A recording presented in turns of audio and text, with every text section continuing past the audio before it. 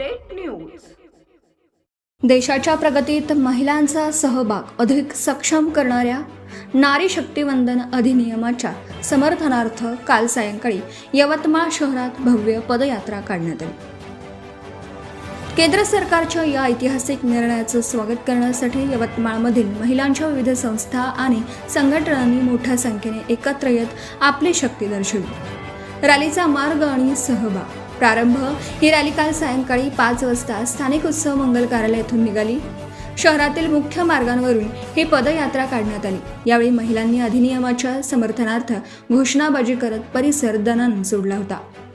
विविध महिला बचत गट, सामाजिक संस्था आणि राजकीय संघटनांच्या प्रतिनिधींसह शेकडो महिला व नगराध्यक्ष प्रियदर्शनी अशोक उईके व बीजेपी महिला आघाडी या रॅलीत उत्साहाने सहभागी झाल्या।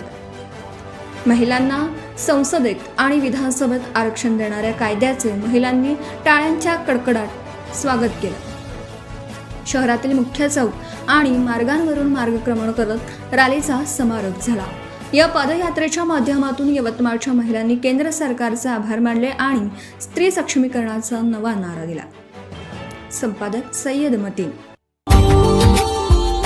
Subscribe now and press the bell icon. Never miss an update.